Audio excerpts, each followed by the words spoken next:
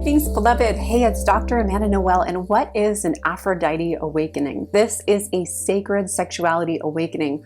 We're on the divine feminine path, which of course you're meant to align with your divine masculine energy in the form of your own self, in the form of balancing your upper chakras, lower chakras at the heart, maybe even in the form of creating a twin flame union with your perfect mirror or another body that has your same soul. What do you think about twin flames? I don't know. I don't care.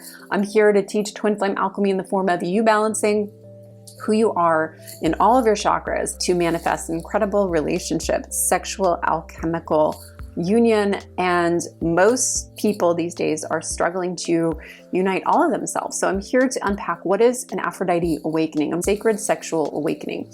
I'm going to share the 5 signs of your Aphrodite awakening. The first sign is that you are questioning. You're questioning everything. You're questioning, what was I taught about my sexuality? What was I taught about my body? So you might be looking at programming that you got as a child from the church, from parents, from movies, from the media. We were told that in order to be sexual, we had to be sexy in the form of Barbie and Ken and He-Man and superheroes, and guys and gals alike have body image distortion issues. And it really was a wonderful way to destroy our confidence, to destroy our divine connection, and to distract us from that higher self connection, our tantra, our kundalini. And instead we started to get so distracted in the beautiful narcissistic mirror. Oh my gosh, I just want to be like Barbie. I want to be beautiful. I want to be, I want to be model thin. And instead of actually like, hey, how am I feeling in my body? How is my soul doing? Can I connect to my higher self? Can I connect to my sacred beloved union energy in a really deep 5D way? Well, we were distracted. We were duped. From the time we were children, we were taught about the Prince Charming fairy tale, Cinderella BS belief systems that a lot of women, enlightened women, beautiful, powerful queens, just throw it out the window because they just see the hot guy and they lose it and they go, I better lose 20 pounds. I got to get on this diet. I got to look perfect. I got to go. And we need to question that. So the Aphrodite awakening is about questioning that, questioning our past, questioning the foundation that we're coming from, and being willing to destroy it and throw it out the window. The second sign is that you are stepping into a whole new level of compassion, because compassion is the goddess of love, the Kuan Yin energy, the Aphrodite energy, Isis, Ashtar, Inanna. She's the divine loving mother, unconditionally accepting and loving. Now we don't just want that, because if we're just totally unconditionally loving, we're not looking at the whole picture, which we have to deal with reality. We have to not live in fear, not live in criticism, but we also have to be discerning. So we want that heart of unconditional pink love, and we also want that big hunk of discernment, which is the amethyst crystal. So when you're working with your crystals, don't forget that. When you're calling in your love, your sacred sexual energy, you want to have both the feminine and the masculine. The feminine unconditional love is where we're like, you know what? I'm going to make out with this person because it feels good.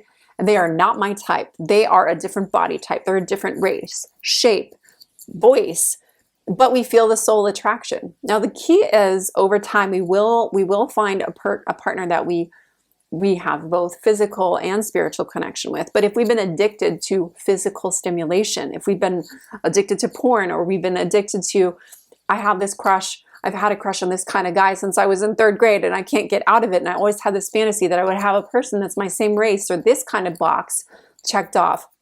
We're coming from here. We're not coming from down here.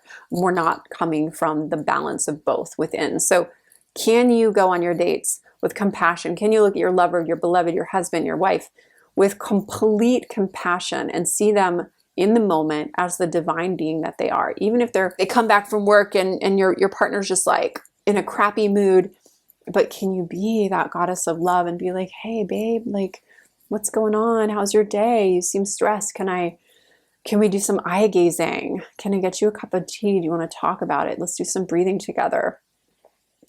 Can we have some hot, fiery sex? What do you want? How are you doing? So we're crushing the old systems with curiosity. We're asking for new answers. We are open and we are compassionate with whatever the answer is, whatever the divine state is. We're letting go of attachment to labels, to old lover patterns, to old limitations, and we're rising up, elevating, up leveling into what might look pretty weird on the outside. And that's where we need that compassion. I know I had different kinds of lovers and dates and experiences and exchanges before I met my twin flame, my beloved, my husband. And because I accepted all of those weirdos out there, and some of them I was really, really nice to. And I dated people that, you know, maybe weren't on my same level, or I dated people that weren't spiritually open, or I dated people that didn't have as much income, or whatever it was. But I saw the divine spark in them, and I connected, and I was willing to say, you know what, if this is what spirit wants for me and the highest excitement continues this, then I'm willing to go down this doorway. And then spirit was like, no, that's not it. You're not supposed to be with that person. That's really not a right fit. But I'd gone from being so picky and extreme, and I only date the tall, dark, and handsome guys that are 6'4" and over. And you know, my guy actually is around that height, but he is a red bearded, red curtain matches the drapes, goofy, tall, thin. You guys know Jack. I love the man to death. He's the sexiest man when we connect on body, mind, and spirit, but he's not what I would have picked out from the catalog. And maybe I wasn't either, being almost a decade older than him. So I'm so grateful that I questioned everything, and that I had compassion for him, because now he has compassion for me with my saggy boobs and my wrinkles and cellulite dimples and hormone changes and health scares and everything that happens when you're a mom, a wife, a mother over time. You know, we go into the dirt direction. We go gray.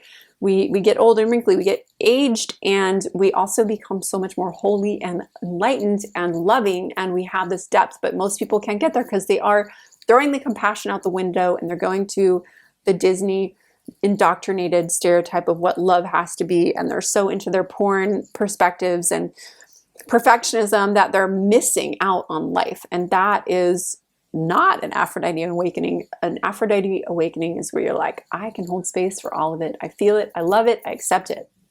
3 is where we are curious. We are curious. We're curious about leaving that box of religion, of indoctrination. Sexuality isn't wrong, and that homosexuality isn't a sin, and like, isn't it time that we reveal the truth? This curiosity is like, hey, can I let go of what I think I know? Can I let go of the programming? Can I let go of even having to have the answer? And maybe I'm going to switch things up and start fresh and explore. And instead of coming from here, coming from your heart, coming from your intuition, coming from your spirit, hey, I'm supposed to go on this date with this someone, or I'm supposed to go do this sacred purification ritual, or I'm supposed to leave my toxic marriage that hasn't been fulfilling me. I'm supposed to grow my hair out as a guy. I don't know. What is it for you? But what is that thing you've been ignoring that makes you feel divinely sexy? That is Aphrodite's energy. And to be there and to be that, there might be a trigger that requires you to have the compassion. Creating is the next one. Number 4, the 4th sign of your Aphrodite awakening is that you're creating something new.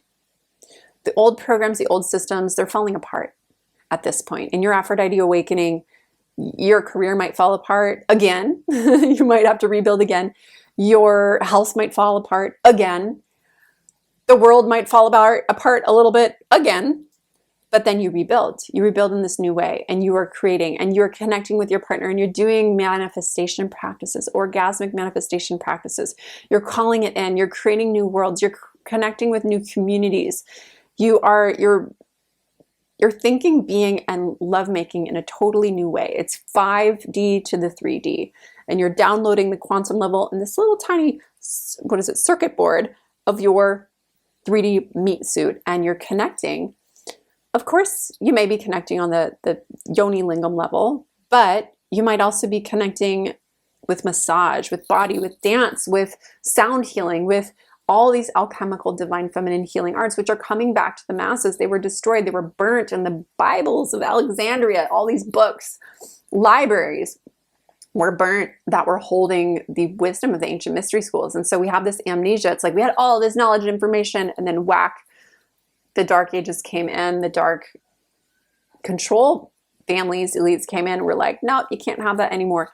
And now, baby, we are resurrecting and we are free. We have this freedom. But we're like taking the wrecking ball to the old systems that have been built by destroying the really old systems, the divine feminine, divine masculine, mystery schools, the sovereign spaces that we got to be in at times of Atlantis and Lemuria. And we're remembering who we are, who we were.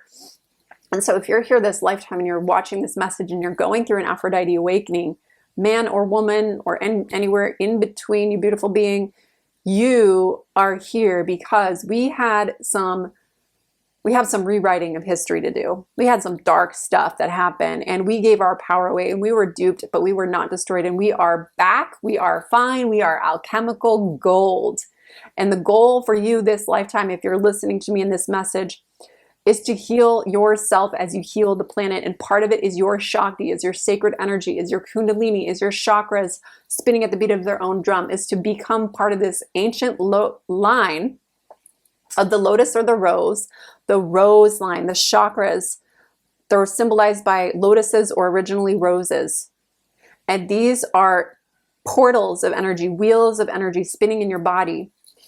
And this is your rainbow body, and you're here to ascend. And when you die, you're meant to be fully sovereign and holding the state of the rainbow light body, the divine feminine, divine masculine, the red blood, and the purple crown chakra energy. And we can unite it with what's bubbling up from our heart. If you're listening to me here, you are meant to activate the ley lines, the circuits in the earth, in your chakras, in your fields.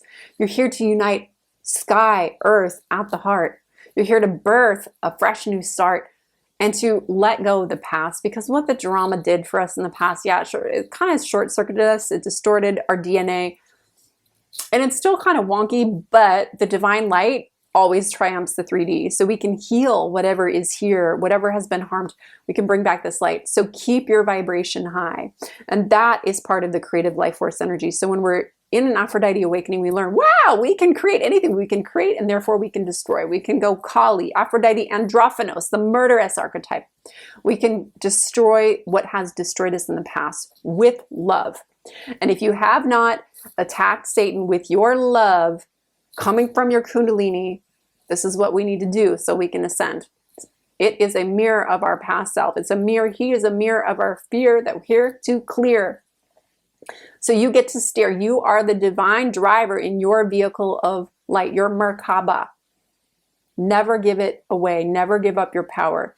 Any persecution, any pimples or symptoms of things that you don't like in life, it's just a mirror of yourself. And don't forget that you can always create. You can create and therefore destroy and uncreate and create what you want. So don't forget to stay high in your energy. And the fifth sign of the Aphrodite awakening is, oh my gosh, amazing spiritual energy, higher self. Connect. You're connected. You're connected. You are plugged in. You're plugged into Father Sky, to Mother Earth, and your Kundalini is connected, flowing freely. And I've released a couple of videos about Kundalini recently, being open, being blocked, what the symptoms, signs look like. So check those out on my channel. Thank you for subscribing. But you are now connected to your higher self. You always were, you always will be. Just remembering that and sitting in silence, sitting and talking to your higher self.